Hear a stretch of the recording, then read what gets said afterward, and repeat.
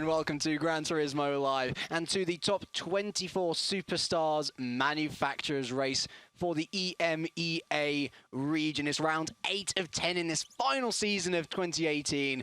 It is crunch time here, as well as in the Nations Cup, no matter where you look. Hard racing action coming up for you. I'm James Kirk, and I'm once again joined by an expert on e-racing.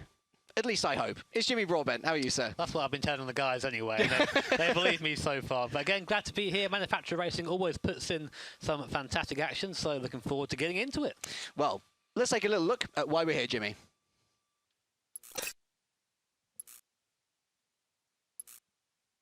So, today we are broadcasting both championships in the new FIA certified Gran Turismo Championships, the Nations Cup and the Manufacturer Series, what we're doing today. Now this broadcast, as I just said, is focused on the Manufacturer Series for Europe, Middle East and Africa. We are fast approaching the end of the 2018 Championships, and as such, this is round 8 of 10. Saturday, the 8th of September, that will be the final round. And from there, the finalists will be chosen to represent their manufacturers in the World Finals in November.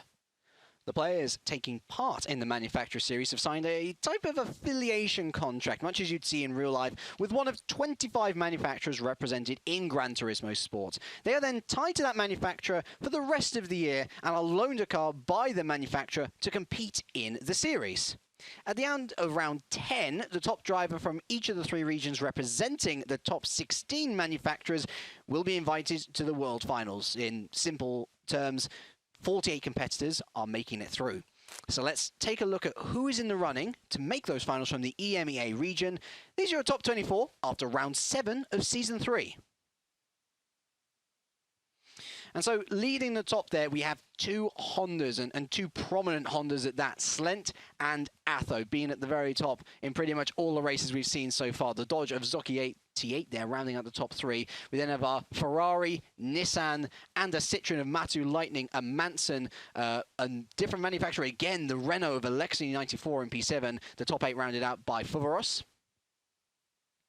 And then further down, you can see the real difference in manufacturers. A Jaguar with a Yamaha, sorry, a Volkswagen with Derek, McLaren, ironically enough, in a Chevrolet, Ugo again in another Nissan, the first Lexus and Mercedes pop up, that's Sky Pikmin and Kai 25. And then to round out our top 24, we have M. Thomas 95 there in the Ferrari. The Toyota of Miura P19. We have our first Porsche Mazdas popping up there as well. Rick 918, Beloff 956. A real mix of different manufacturers here in our top 24. Now our track for this round, and in a nice parallel with real life racing, we're going to be racing on Italy's famous Monza circuit, which is actually playing host to Formula 1 this weekend. Now, we asked last week's winner, Oscaro Slent from France, to give us a hot lap. Here it is. Welcome to the Temple of Speed, Monza. We are on board with Oscaro Slent in his Group 3 Honda NSX car. Now, coming down the pit straight, heaviest braking zone on the circuit. Hit the brakes at just past 150 metres and throw the car to the inside for this very tricky first chicane. A great overtaking spot if you're feeling brave enough. Focus on the exit now, and coming up to Curva Grande, a flat-out right-hander, nice and easy through here for the drivers. Use as much of this curb on the right as you want. Try and make the corner as short as possible. And now coming up to the second chicane, brake at the bridge, or just past it if you're Slent. And again, nice and easy through this second chicane. Don't take too much of the curb or you might find yourself with a penalty. Now up to the Lesmos, a pair of very tricky right-hander corners. Use the camber of the corner to your advantage. Run wide on the exit. Second Lesmo a little bit tighter than the first. Again, use the camber. Very nice and tidy from Slent. A little bit of oversteer on the exit, but he's just a showman. Now coming down the back straight, you'll see the little bridge just above. Now that's where the old school oval used to be, part of Monza. This track steeped in history. Now coming up to Ascari, again brake at the bridge. Very difficult part of the circuit, it's very technical. Be patient with your right foot, focus on your exit. Check your mirrors now, this is the place for slipstreaming on the long run down to the Parabolica. A great corner when you get it right, not so fun when you get it wrong. Try and focus on not scrubbing the front tyres too much. Again, heavy on the brakes, tuck the car in to the inside, be nice and soft on the throttle on the exit. Slent there using all of the circuit, and that is about as good a lap as you're going to see here at Monza in Gran Turismo Sport.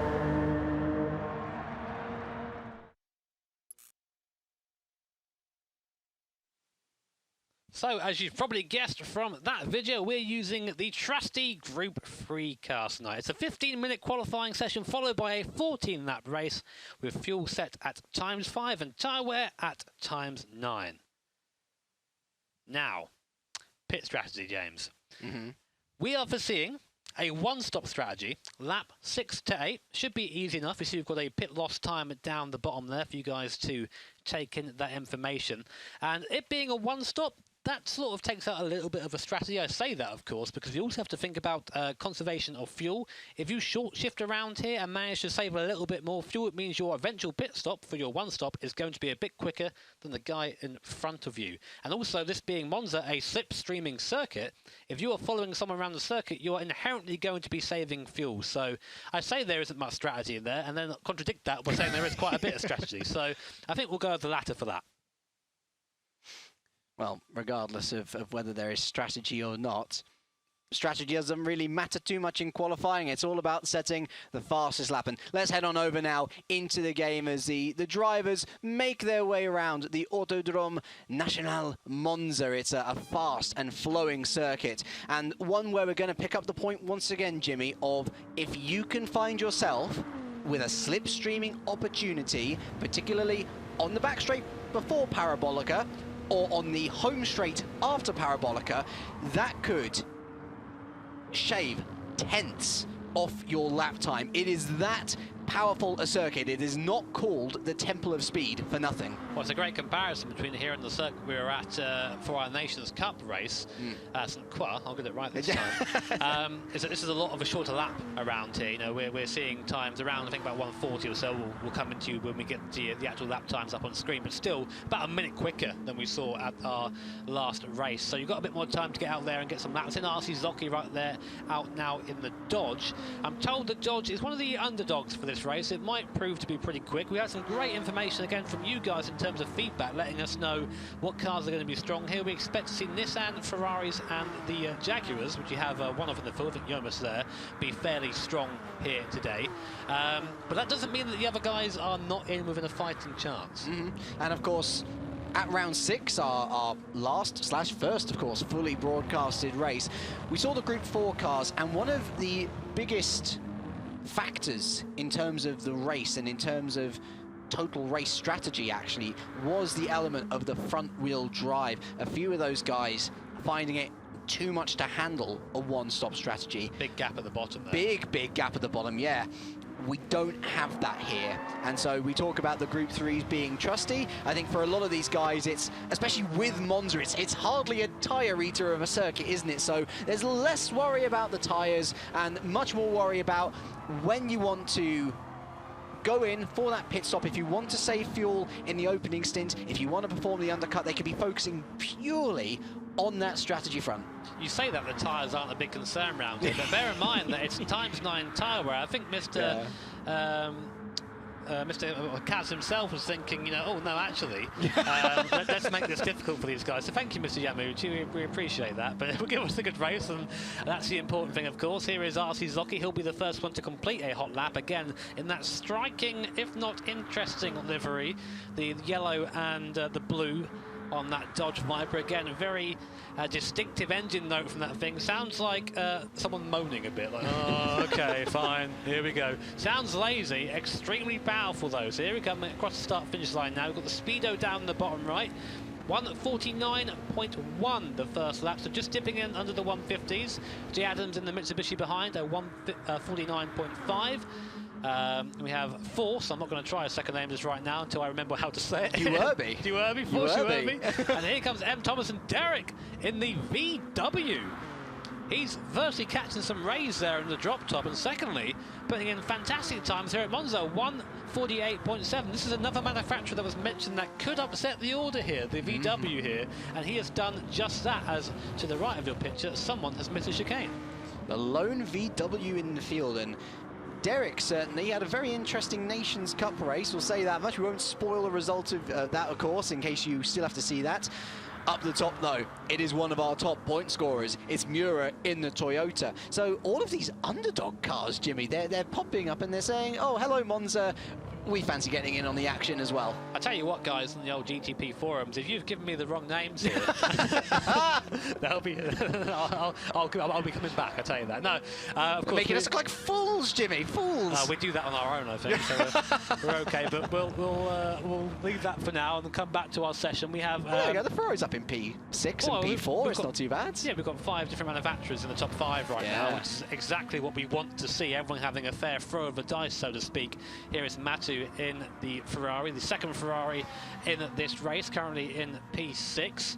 The Finnish guy, he's been around a lot, Matu. Some good performances. Yes. Again, a bit like someone who is always in the mix, but not quite at the sharp end. So I'm sure he's looking to try and rectify that here today and try and maybe stamp some authority down on these guys. There's M. Thomas as well. Didn't have a nice race last time out in the manufacturers. Didn't quite enjoy those Group 4 cars. I think GT3s are more up his alley.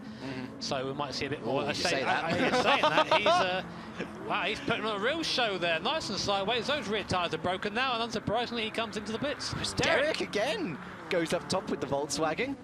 I was going to say, actually, it's a pretty good omen for Matu that there was another familiar Finn in a Ferrari doing rather well around this circuit. Yes, earlier today. Yeah, of course, not with you guys. Hopefully, that won't be too much of a spoiler, certainly. Almost halfway through this session then, and it is Volkswagen from Toyota, from Mercedes, from Jaguar, from Dodge. That only bodes well for me, because one of the best things about the manufacturer series, Jimmy, we've gone over it so many times, is once you are signed up with that manufacturer, you are stuck with them for the rest of the 2018 series. For better or for worse? For better or for worse. But at Monza, as Matu goes up there, still maintaining. In fact, top 7 manufacturer, or top 7, all different manufacturers. I love Monza. It's brilliant because, actually, to be fair, in terms of the top speed, a lot of these cars are still relatively equal. It's not that bad, and certainly for the cars which are lagging a bit on the top speed end of things, they tend to have a good short speed corner advantage. And around Monza, you've got those in abundances. The first 2 chicanes, they're short speed corners, so very equal. Although I'm guessing in the race, we'll be seeing just how big the difference is when it comes to the slipstreaming. Indeed, yeah, and here's Forsh Uerbi in the AMG Mercedes coming around to finish off his lap.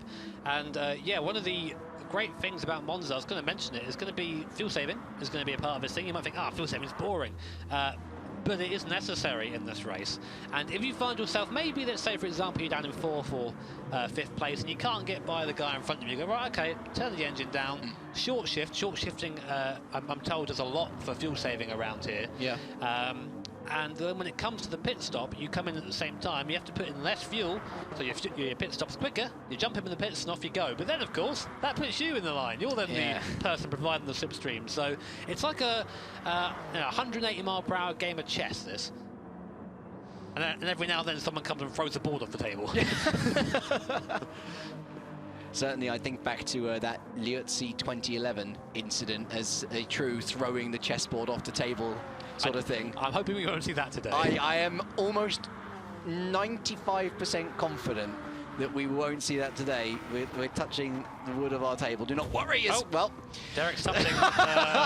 Derek's touching a tear out of lightning there, and obviously trying to gain as much time as possible. The thing big penalty, yeah. The penalty, we shouldn't laugh at that. We shouldn't laugh, but that was just the irony at its finest, unfortunately. It's just that Derek there has not only ruined his lap, he's also ruined Lightning's lap, if he were on a hot lap, of course. But he's out there looking to try and get a little bit more time. A very odd-looking car, that Volkswagen GTI VGT. It looks like it's stepped out of a Hot Wheels box. Yeah, it almost looks like there's a maximum height, and they've gone, oh no, we've got a roof to chop off, and they've got rid of it. Of course, it's doing Derek very well around here. Still our provisional pole sitter on a 48.6. Here's RC Zocchi again, back in the Viper, making his way down to the Parabolica. Very tricky corner this. You want to try and get to the inside, but of course, when you put your foot down, the car wants to just go in a straight line. So you find yourself just very easily easing it out to the outside of the course and trying not to run over the AstroTurf, because as you saw from M. Thomas earlier in his attempts at going sideways, not very much grip out there. And that's not an improvement for Zocchi, but it is an improvement for Jay Adams in the Mitsubishi Lancer Evo. So the Brit moving his way up into P5. That means that we've got a different manufacturer in each of the top 8 slots here on the grid. Incredible, incredible stuff. I'm thinking, Jimmy, though, the Dodge, Monza's made for Americans. It's practically just straights. Why are we not seeing that car in particular go up the order? Is it the chicanes that's struggling to put down the power, which seems to be the issue? That, of course, and you have to also take into account that BOP is a thing. It is, yes. Whilst a Viper, you associate an American muscle car, a Viper being very fast in a straight line. If you put that up against a normal VW GTI, I'm afraid to say the VW would probably lose. So BOP is there to bring the cars together. Of course, some characteristics do remain. We have noticed the Dodge still being fairly quick in a straight line, as has the Corvette, not doing so well here today. We currently have, where is he? McLaren in the Corvette. He actually just got up to 6. He was last, he's just gone to 6, so I guess I'll be quiet now and just leave the booth. Well, actually, our lovely top 8 has been broken, Jimmy. Our dreams shattered by Kai 25. It is a double Mercedes on row 2 currently. Yeah, and that doesn't surprise me, certainly. What does surprise me, once again, we saw this in the Nations Cup, where we have people who we expect up the front way down. And I look at Beloff, I look at Snake, Atho, and Slent and Manson, all of them no higher than P16. There is that, of course, and also TRL Lightning, who supposedly is in a good car for this in the Nissan. Here he is. Not having much luck either, though. He is on a hot lap right now. The thing is, he's dragging all these cars behind him. There's a Citroen there behind him, and then Slent goes up to 7th position. Snake and Derek in there, actually, as well. Yeah, they're going to have a nice slipstream. Let's see if it benefits them at all. They're all going to come each other. Oh! There goes TRL Lightning. It benefits Derek. He does improve his time, but it's not enough to beat Lightning. He heard us talking about him. He heard us talking about him. He wants to prove GT Planet right. Up to P1 he goes, and Yomas with a decent lap as well. The Jaguar pops into P3. Fantastic lap by Lightning there, and by Yomas coming up into P3. As you said, we're now on board with TRL Lightning with the fastest lap. You see, just sort of waiting for a bit of time. Here's Derek now. I wonder if he's thinking, can I improve here? He does have Lightning in front. The thing is, Lightning being the pole sitter, he's going to be going quick enough for Derek to stay behind and also have the slipstream. So there might be a point where Lightning, who now has a penalty actually, so this lap is forfeit. If I were Lightning now, I'd get out of the way. I would not let Derek benefit from my lap at all. Saying that, I think he's actually... I think he's disappeared. I think he's pulled off the grid there, or maybe gone back to the pit lane. There's a marker there. Someone's got that very wrong and brought a marker into the central Lesmos. Luckily, it's off the racing line, so we won't have to worry about that too much, but it is there regardless. RC Snake, someone else who will be getting a bit of a tow. Unfortunately, though, penalty, so that will not count. Muir, I also noticed we've completely missed going up into P3 there. In the Toyota. Just over 2 minutes, I should say, remaining. And Jimmy, that means that if you're starting your lap now, you should be good. Anything after that 1 minute 50 marker, and you're going to be cutting it close, because of course, in qualifying, there's no finishing the lap. No, there isn't. It ends as soon as the timer goes to 0. That is it. So the last people now will be crossing a line to start their lap. Here is RC Mura, and Force Uerbi goes up into 3rd position. A good lap from him in the AMG. RC Zocchi moving up to into 5th with the 1:48 times, coming quick and fast now. Sky Pittman, yes, are out as well. Derek comes across the line to finish his flying lap. He does improve, but it's not enough. Still in 2nd position. TRL Lightning still with the provisional pole. Will anyone dethrone him? It's not looking likely right now. We've had our big contenders come across the line, but we've seen before in these sessions, sometimes people like to come and snipe the position right at the end. Of course, there is something to be said about gaining confidence throughout the session. Sir Fonseca there down in P19, just improving a little bit.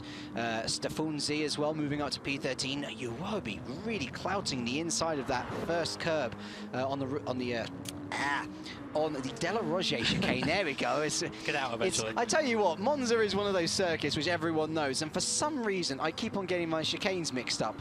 I also call the Lesmos wrong sometimes as well. I called them the Degners once on the broadcast. Did you really? Yeah. I've done that as well, actually, as it happens. I'm glad to see it's not just me. You get it mixed up.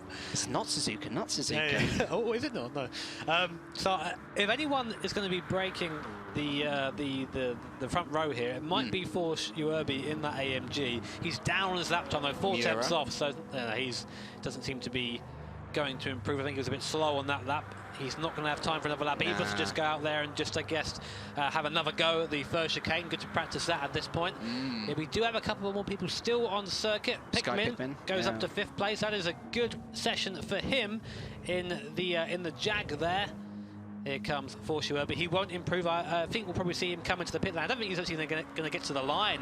If not, he's going to be... Oh, he's going to try it. He's just going to get there, I think. Not quite fast enough. 8 tenths actually off his best time. So, and there is your grid set. TRL Lightning coming through in that Nissan. We've seen that Nissan be so good on these straight line circuits. And again, here it is, pole position.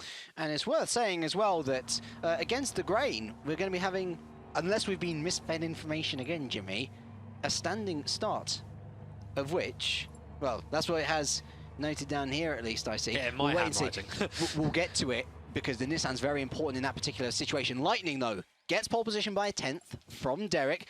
Uerbi, Miura, Sky Pickman, Zocchi and Yomas. That makes 7 different manufacturers in the top 7. It's then broken up by Kai in another Mercedes P8, Matu in the Ferrari P9, and then McLaren 6, who was last at one point, able to slot in to P10 there. It's interesting having this driver chat here. Again, I'm not quite sure if you guys can see this on your end, but for us, we can see the driver chat after the sessions. And we can see that actually McLaren 6 saying he actually set a 48.2, but had a penalty on the lap. Oh, right. So did he really? Yeah, have you wonder. There could be some mind really? games here. You go, yeah, well, I've set a 140. And Well, Lightning in the Nations Cup are saying, oh, I was almost a second up on my last time. Yeah. Actually, worth saying as well, Slent, our points leader, outside the top 10. And so, yet again, fast drivers at the back. Are they hampered by their car choice? We're going to find out. And that Nissan, does Lightning have the advantage? Well, he's certainly got pole position, Jimmy. And around Monza, that's not always guaranteed to turn into a win, but there was also plenty of opportunities to make it stick otherwise. Of course, if we do have the standing start, as was information given to us, then the Nissan, I've heard, is going to suffer off the line. It's not a fast starter. It's not a fast starter. And what you don't want is at T1 at Monza, a car going backwards through the field. We've seen that in real life. We've seen big crashes in GT series happening. But anyway, here is your grid. And it is a standing start. Confirmed. Lightning, right car for qualifying. What about the start? We're going to find out. He's going to be facing straight up against Derek in that drop-top Volkswagen. Fascinating looking car.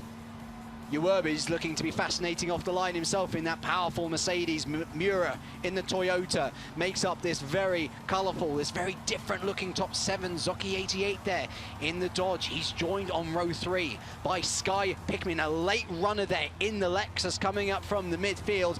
And our top 7 is rounded out by Yomas in the Jaguar. That is the last of our 1x1 manufacturers. Kai 25 in the second of the Mercedes in the top 10. Is there Matu 79 in the Ferrari in P9, and rounding out our top 10, McLaren in the Corvette. More American muscle in the top 10. P11, we have our points leader, Slent. Disappointing for him in the Honda NSX. He's joined by a fellow Japanese manufacturer, the Mitsubishi Lancer of Jay Adams. P13 sees Slent's teammate Stefanzi, the Frenchman in the Hyundai, down in P13, and Ugo, another Oscaro driver in the Nissan GTR, down in P14. And Thomas, the second of the Ferraris, P15, he was disappointed with his efforts in qualifying, and he's joined by the Porsche of Rick 918. P17, we find the Mazda Atenza of Beloff 956, and he is joined by the beautiful Citroen GT by Citroen race car that is occupied by Snake 91. Sir Fonseca makes up another Porsche on the grid, P19. And rounding out the top 20, we have yet another Honda NSX. Atho all the way down there. Very weird to see him, as is Manson in another GT by Citroen down in P21. Big names back here, including Alexini in the Renault Sport RS01. Our grid rounded out today by Fab 99 is in a Lexus, which the Lexus made it into the top 10, Jimmy. It did indeed, and now the drivers waiting. This is the most nerve-wracking part of the evening. A standing start. Cheero Lightning on the right. Derek 737 on the left in that VW. Make sure to get the launch right, and you're going to have a great run down to T1. In come the lights. 2 lights. 3, 4, 5.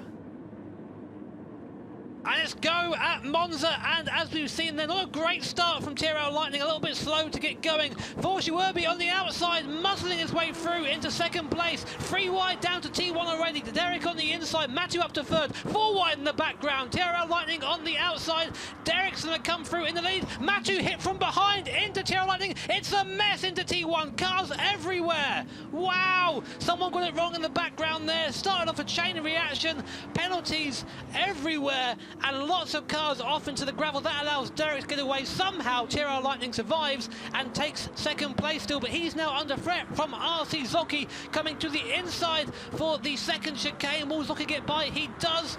Wow, James, what a start that was. It was like Sainsbury's on a Black Friday evening. So many cars piling down there, and it was all started by that contact into the back of Matu, who's found himself flown down the order. Where did he finish up? 21st. He was well up in the top 10. Here's a replay of the start, and it's worth going over. Uerbi there with a brilliant start there to come up from the bottom of that top 7. Derek, he was always going to be P1 going in there, but there you can see the chain reaction. Matu, Yomas going round, people forced onto those high anti-traction curbs, people going wide off turn 2 as well. A mess down there, and it sees a lot of the guys who started in the top 10 now out. One of the biggest beneficiaries, oh, it's Lightning with a massive slip on the edge of Ascari there. Zocchi 88 up to P2. Look at the amount of penalties that we've got here as well. Sky Pickman P4, Mura, McLaren, and Thomas Slent as well.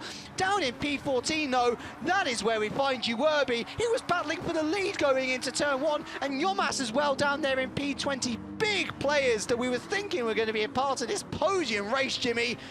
Well, they're not in the battle for the podium anymore. Well, we've just about got one lap done with Derek out the front there. Cheero Lightning using the grunt of that Nissan to pull past RC Zocchi there. He isn't short shifting. He's eager to get back up into first position, chasing down Derek. But now he's past Zocchi up the inside. Nice things in the background. 2 wide for the chicane. We have a Toyota on the inside. He'll be on the outside now for left-hander, but he is through. That is RC Mura past Oscaro, Sky Pickman, and you know, it's rare to see that sort of start from these guys. These guys are usually very calm, very collected, but of course, a standing start, tensions are high. If you get a bad start, you see all these cars coming past you, you think, right, I'm going to outbrake them into the corner. And I think maybe 3 or 4 people had the same idea, which led to the calamity that was T1. Jimmy, I was 95% certain that we wouldn't... Lightning, where's he gone? Where has he gone? Down to P10. Right, so he missed the chicane completely. We got a replay. Yep, he just outbroke himself across the chicane. I think he just must have reset himself down to P11 after all of that. I was 95% certain, Jimmy. Oh, we won't see a start like Liuzzi 2011. Surely not. Well, my 5% turned out to be the right answer to go with. Ridiculous. As here comes Mura up into second, past Sky Pickman. Where on earth has Zocchi gone? He's out to had P9. a penalty. He was serving his penalty there. I'm not quite sure. Wait, I think maybe he wanted just to stay behind and keep the slipstream. Derek at the front of the field is big old grin inside that is his drop truck right now. He's thinking, this is great. I've been pretty much gifted this for now. Of course, he's got to keep it clean, but now the battle looking back from Oscaro, Sky Pickman, and Jay Adams in that Mitsubishi Lancer coming around the Parabolica now. Jay Adams getting nice and friendly with the rear bumper of the Lexus of Sky Pickman. Looks to the outside of the Parabolica. Not really an overtaking move, but he will have the slipstream. McLaren 6 has come up nicely. He started in 9th position up to P5 now. Big old penalty though, 4.3 seconds. A lot of these guys with big penalties. I wonder how we're going to see them served. Here is now Jay Adams coming maybe to the inside of Sky Pickman. No, you know what he's doing? He's saving fuel. He is. Rick 918. I'm convinced he started around P15. It's been a massive and hugely entertaining / worrying start for a lot of these drivers. He's up there in P6, Shuffled. and without a penalty. Drivers have been shuffled big time, and again, M. Thomas, another one of those people who started a little bit further down the field, P15 if memory serves. It usually doesn't, but I think it's around there. He's someone who's benefited from these first corner shenanigans, and the thing is that instant, that will echo the entire race. The entire race has been changed. you cannot come back from that. It's going to be this way now. McLaren's 6th and 5th place there. We have a nice trainer cars down to 10s. TRL Lightning back up to 9th position. Very easy to pull past people around here when you are in a GTR. Very quick in a straight line. Does suffer a little bit in the mid-speed corners, I find. A bit heavy. Yeah. It's a big car. Looks like it is. It handles like a bit of a boat, funnily enough. A very fast boat, though. But here is now Jay Adams on Sky Pittman again. Will he pull to the inside here, Ascari? He's giving him a little bump. He says, hurry up, mate. Come on, let's get on with it. Bump drafting, of course, not really a technique you see too much in real-life racing because of the damage here. We do have damage not on for these races, so we can focus entirely on the racing. Oh, wow, Jay Adams there. I said in my track guide, be patient out of the last part of Ascari. He went, nope, 2 feet on the throttle. It's a flat nose already for the Mitsubishi, so I don't think it's going to be doing it too much on the face of it harm. Whether damage was on or not. Tell you what he has done, though. He's just gone round the outside of Sky Pittman, although he's gone a little bit too far around the outside. He's gotten hooked up onto that AstroTurf, and that might very well put him at the mercy of McLaren 6, who stayed in the slipstream here. Look at Rick as well. Rick in this battle as well. We're going to go 3 wide. Here comes McLaren 6. He sees an opportunity. He says, two guys battling. I'm going to take both of your positions, thank you very much. He moves up into the podium in P3. Jay Adams just about holds off Sky Pittman. Rick, even though he could have gotten involved, said, I'm going to stay out of that, thank you very much. I'm going to hold on to what I have for now. But look at M. Thomas, look at Lightning as well. These guys not too far behind. McLaren 6, he's got a massive penalty, but he's in the prime position to ensure that he can try and work it off. But Jay Adams now looking to try and reply into the Delirogier chicane. Braking under the bridge, no, he stays put for now. And again, for Jay Adams, for Rick, Jimmy, those lack of penalties, they're going to be so crucial, aren't they? Because given how close these drivers are at the pit stop, near the end of the race, it might very well decide if they end up on the podium or not. It may well do. Here is McLaren 6 now. He is on the podium provisionally, but saying that, 4.6 seconds is his penalty. That's a very large penalty at the moment. Here we go then. Coming down the straight, Jay Adams in the slipstream of McLaren 6. Going to give him a little tap again. That seems to be Jay Adams' tactic around here. Give him a little tap, let him know what's going on. So through Ascari we go then. Jay Adams following up. Of course, again, you want to try and get the move done on track. I think that much is confirmed. But you also got to realise what's going on ahead of you. McLaren 6, he's way out of this battle on track with that penalty in mind. I also look down to Lightning, now up to P7. He's got past Slent, he's got past Thomas. That Nissan moving its way through the field nicely. As now down the inside comes Jay Adams. This is all about individual engine grunt. It's all about individual engine power. And as you can see, the better exit has led to the Mitsubishi. That is why there was such a big difference. The McLaren 6 choosing to serve a bit of that penalty, knowing that Jay Adams was going to be up the inside. He decided to let him have the position, Jimmy. As look at this, Sky Pittman and Lightning going into battle. Lightning around the outside of the Retafilier. That might bite him. And Thomas around the outside, Jimmy. This is not going to ease up anytime soon. Lightning in that very fast GTR, just hounding the cars in front. M. Thomas slips through, but now he's stuck behind Oscar. Sky Pittman pulls out to the left-hand side now, coming into the second chicane. Not quite enough on the brakes there, side by side going in.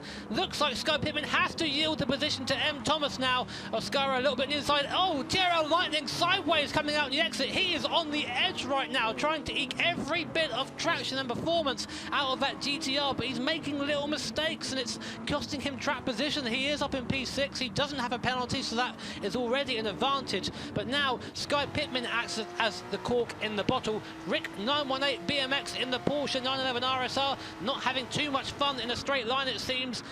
McLaren 6 now, still up behind Jay Adams. He's served a little bit of his penalty, James, but not so much.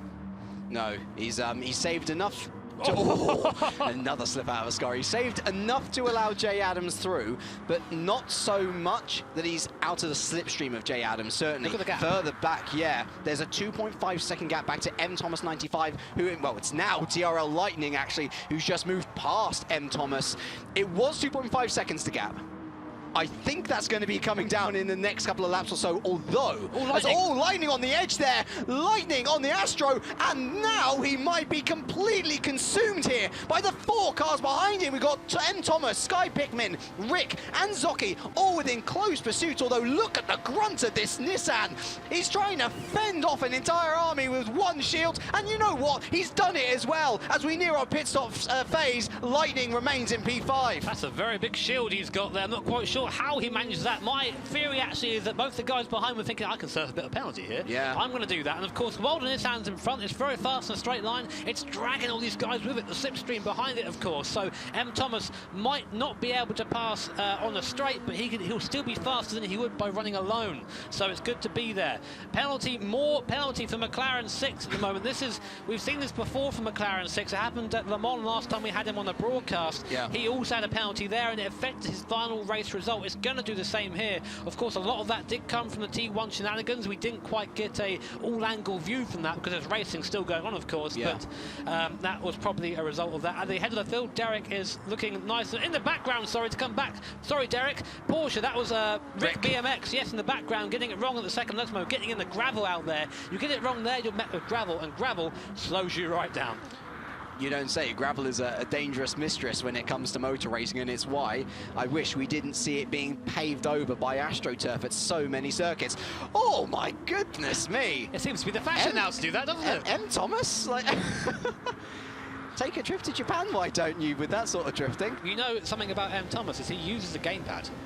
So is he really? He's one of me, is he? He's saving that ridiculous slide with a gamepad. That's rather impressive, isn't it? I can barely tie my shoes, and it's this guy doing this. Very impressive. But we'll come back now to third place, Jay Adams. Yeah. Looking a bit more comfy now. I think he's not broken the toe to McLaren. He's still there in the background. But again, penalty-less at the moment compared to RC Miura up in front. Oh, we've got our first of our pit stops. RC Affo coming into the pits. Bit of an early stop. He's a lap before we expect them in. Maybe trying something a bit different. Unsure. I count 14 drivers with a penalty, Jimmy. Wow. If you're without one, you're in a very nice position indeed, which is why Rick is kind of throwing his own race away at the moment, because he could be in that battle for the podium. Not so much the battle for the win, though. Derek is, let me count this correctly, about 9 seconds, I want to say, clear of Jay Adams, the next guy without a penalty. I know that it's difficult to conserve your fuel, and I know that there are fuel worries when you're out front because there's no slipstreaming, there's no real chance to short shift. However, that said, the one exception is if you're miles down the road from everyone, and that is exactly what Derek has done. He took the lead at turn 1 and wave goodbye to the rest of the field. Thank you, I'm just gonna, you know, roll on home now. Well, here's where we wonder if it's tight or not, because he's not had any sort of fuel saving at all for this race, as you mentioned before. So we'll see what his fuel is when he comes into the pits at the end of his lap. That's when we predict it anyway. Back now with Rick 918 and that 911 RSL hounding. Yeah, down to 10th after the incident of the second Lesmo. I'd say that, oh, and there's a nice view there of Kai in front getting all sorts of sideways on the exit. 9.6 penalty points, or penalty seconds. He's not going to have a nice time at the end of this race. Derek has... He's in. He's in, there he is. That's when we expect him in. Very interesting looking pit stop there. And in comes RC Miura. I think now this is when everyone's coming in. This is the one stop coming into play now. So, last time out in the broadcast version of the Manufacturers' Cup, we saw about 90% of the field come in on the same lap. I imagine that we're probably going to be seeing the same thing here. Look at that, everyone piling into the pits, choosing just to follow suit. Is there anybody who's gone through? I really don't think there is. The only person who's not done this strategy so far, from what I can tell, is RC Affo, right at the bottom of your field right now. Well, he's already pitted in, hasn't he? Yeah, so we'll see if he'll come up now, having pitted a bit earlier. Maybe he's fueled it a bit more, though, so I'm not quite sure really what his strategy is there. Maybe just to try and get back in the pack a little bit so he can fuel save from there. Up to 17th, that's not too bad. Yeah, I think he was around there or thereabouts when he pitted. We'll see if he benefits any more. There is McLaren 6. He's right now on the back of RC Miura, so... Well, Jay Adams has lost out massively, hasn't he? He's down to P4. I think Jay Adams wasn't really fuel saving enough. Of course, that makes sense because Jay Adams was behind, was in front of McLaren 6. He would have been using the slipstream to try and save a bit of fuel, and that means less fuel put into the tank. He's out quicker. You know what, as well, Derek was super good on fuel management in the Nations Cup race. And he has lost a considerable amount of time overall. It's about a second or so, but he had that time to burn. And so from here on out, it should be, again, touch wood, a clean run to the finish.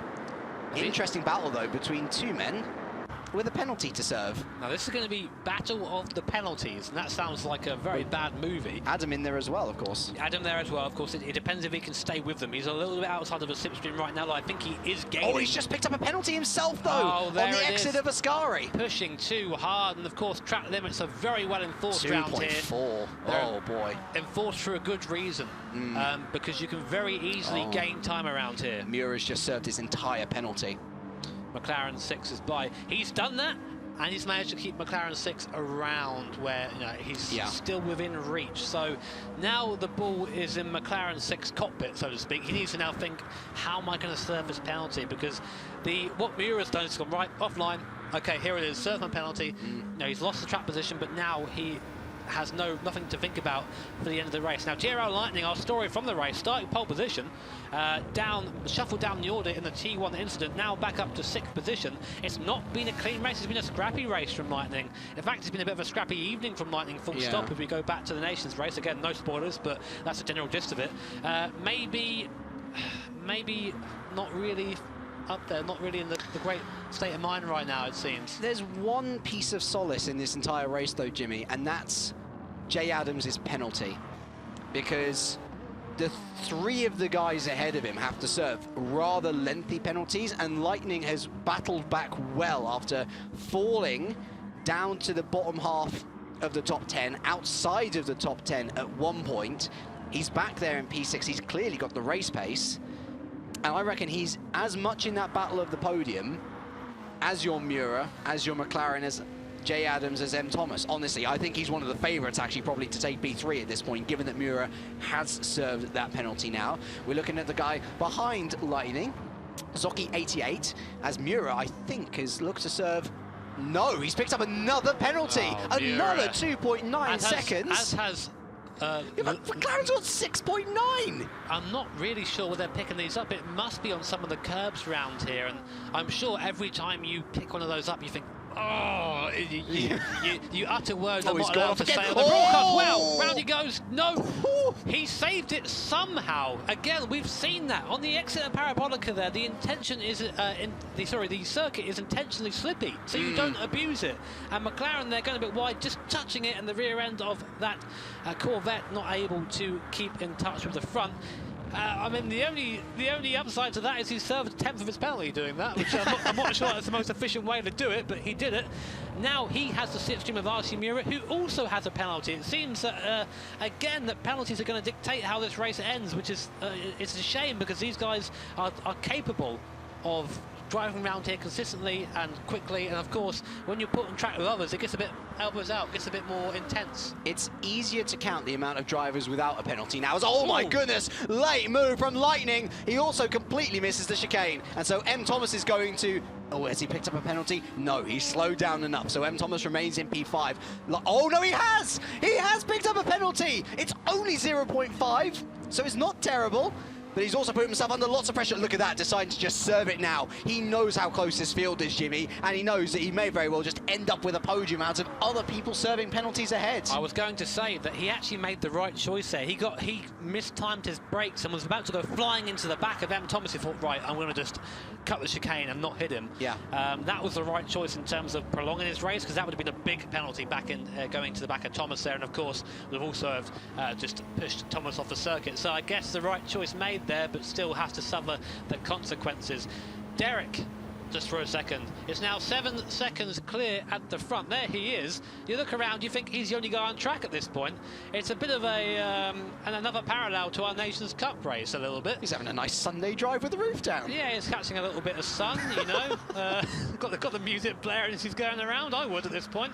Although, you know, we joke about that, but the amount of concentration that Derek has to keep now, he has to make sure he doesn't let his concentration lapse, because one missed chicane, one mistake, we've seen McLaren 6 go around at the Parabolica almost. Yeah. He's Lightning do that as well. It's been that way for pretty much the entire race, so he's got to keep his mind in the game.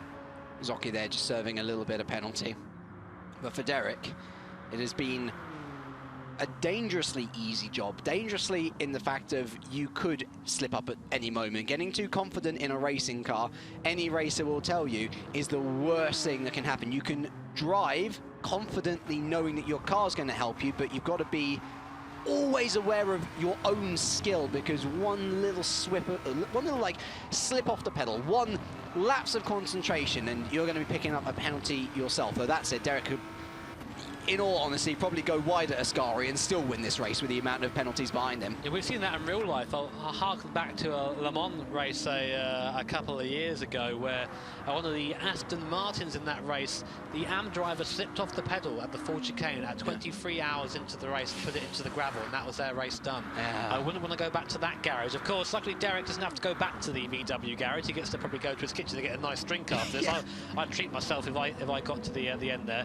But isn't that amazing how we can have all these drivers from all around Europe and the Middle East region as well, and Africa, all together in these races? And yeah, Miura's pulled off. He's serving his entire penalty again. Okay, that's clever. Another.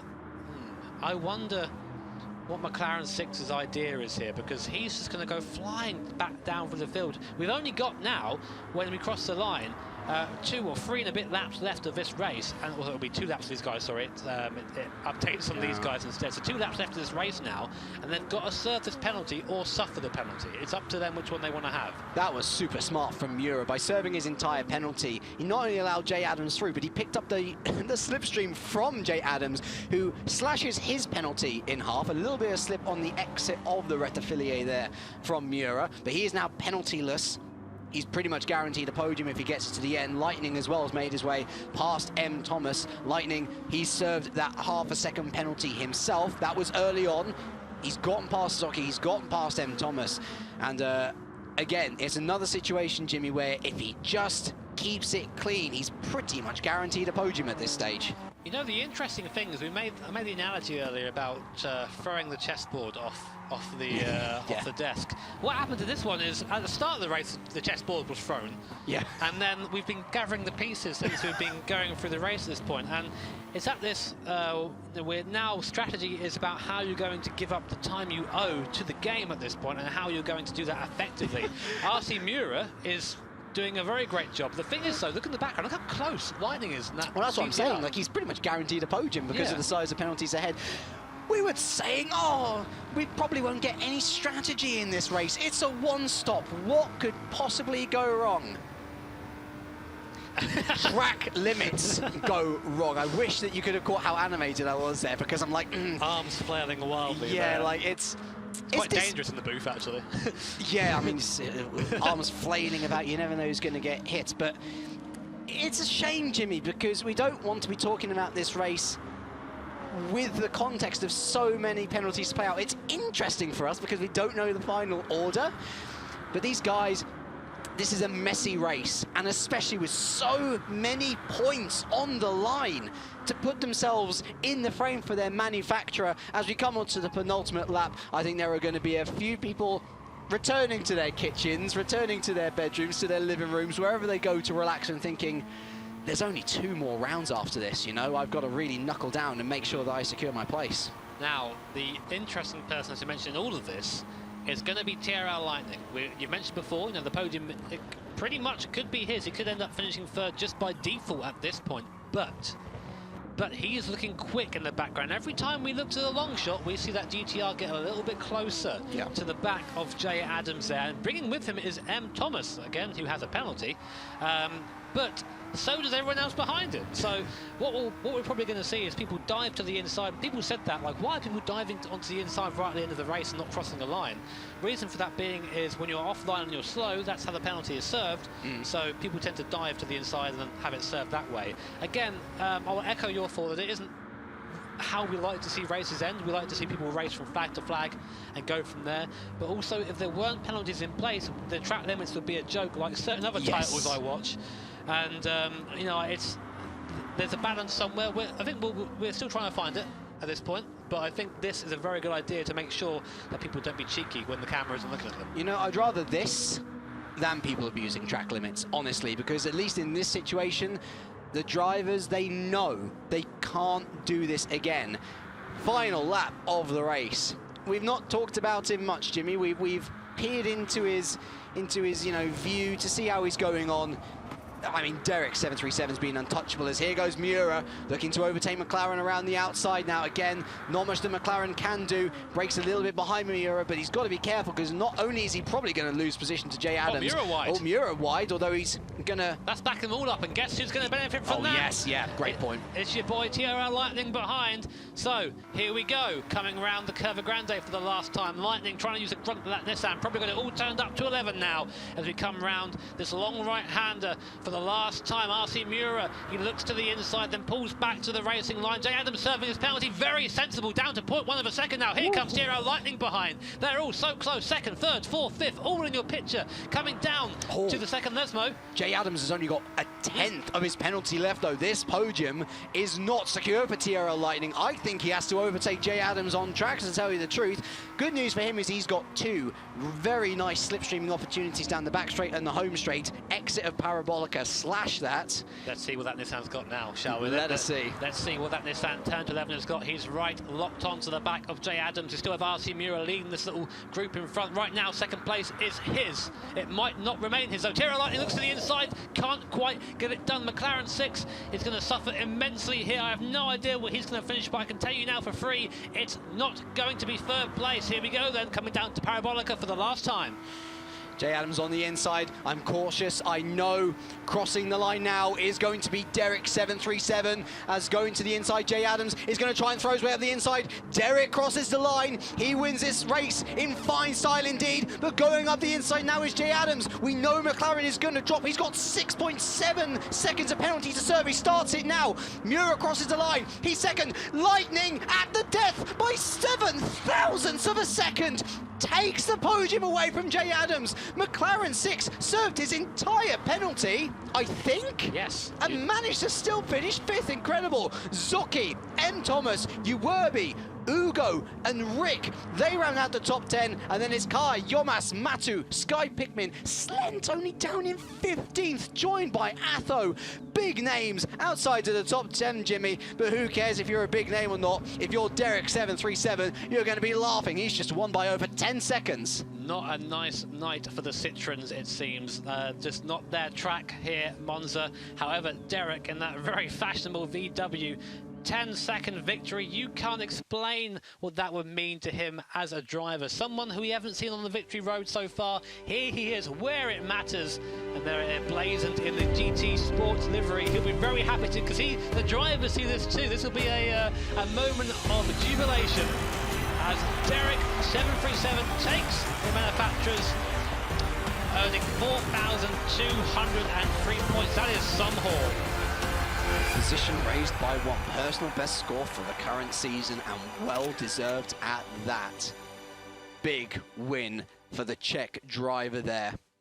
And really it was a race of penalties, Jimmy, and that first corner incident that started it all off. Miura, Lightning rounding out the podium. Ultimately, actually, a very good race from Lightning, considering that start. To battle his way up into the podium, it showed real grit and real determination.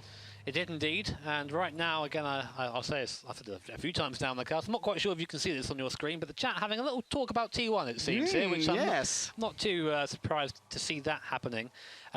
But yeah, penalties definitely played a big part in this. Derek, who you could tell was just comfy in the car, knew where the limits were, wasn't looking to push any further than he had to, and as a result, no penalties, pulled away, found it easily. McLaren 6, again, another person I think who could have probably come second in this race. Fairly easily, but just suffered penalties. He blames the Ascari penalties, it seems, from the chat in here. But the thing is, it's the same penalty for everyone on the circuit. Everyone has the same set of rules. You have to abide by them. If you're picking them up, then that's on you, unfortunately. You've really just got to understand your track, Jimmy. You've got to know where the limits are, and you've got to understand that as a driver. Part of testing your skill is to reach those limits without breaching them. And unfortunately for a lot of the drivers, they did. We'll be finding out, though, later on, I guess almost immediately, since these broadcasts are re-live, how the Americas region is going to get on. The Nations Cup and the Manufacturers Series returning for that region. But remember, Saturday, 8th of September. That is the last round of Season 3. After that, it's done. We know who is in to the regional finals, and for the Manufacturer Series, the World Finals. It is so close. It is so brilliant. And I really hope that whether you're joining us for the Americas later or whether you're going to be joining us next week for the EMEA region again, that you enjoy whatever is on show. It is sure to be barnstorming as a finish. That is it for now from the EMEA region, though. Another brilliant manufacturers race. Jimmy, I hope you enjoyed it as much as I did. Of course, fantastic racing as always. Maybe a little bit bump and bargey, but makes it fun to commentate on. Absolutely. Thank you to you, and thank you to everyone for watching. I've been James Kirk, and from all of us here, it is a very warm goodbye.